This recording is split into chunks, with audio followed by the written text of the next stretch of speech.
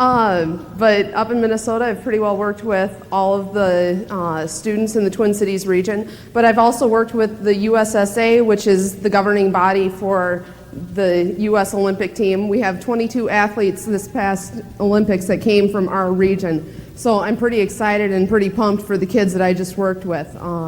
Several of them went on to compete at the Junior Olympics and then on to the Junior Worlds, which is something that you don't really expect to have to begin with, especially from a small ski hill in Minnesota. And then to have them competing on the world stage. That's the type of athletes that I want to get you into working with, at least or minimum. I'm going to talk about a couple of times a time when I basically, as some would say, open the drawer, pull the gun out, take the shoe off, and shoot it with one professional sports team. But we'll get to that later. How to market yourself, how to get in with these people, because sure, I've done time with skiing, but also how to get involved in other sports, because I'm sure a lot of you don't have snow. I can't imagine having a ski hill in the middle of Florida. So I'm going to teach you a couple things that you can use with athletes regardless of where they're located or what type of sport they're performing. I do kind of stick to the extreme sports, and I do kind of have a few different things that I do about my practice that you wouldn't usually see because of that fact alone.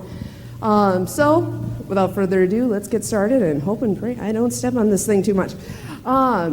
So how many of you have worked or are working with athletes or hoping to get in with them? Okay. There are many types of athletes. What are some of the athletes that you primarily get to see?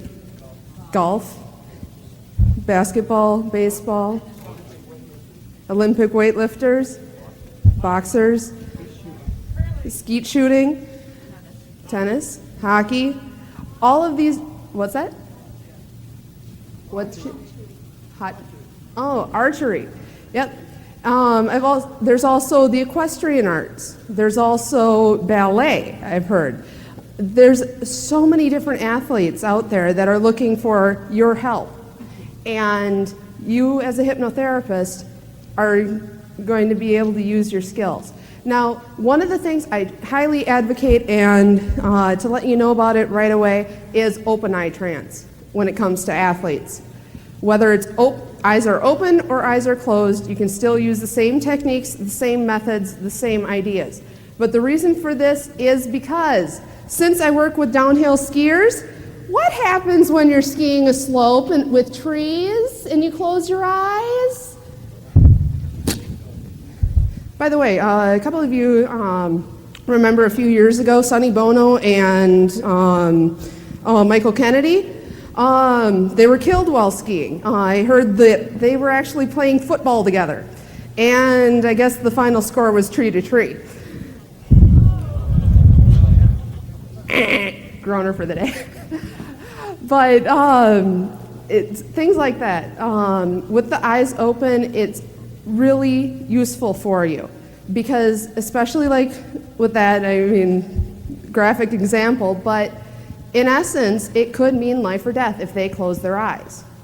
And so that's why when you do athlete work, you want to recreate as much of the scenario that they're going to be in the real time as you possibly can.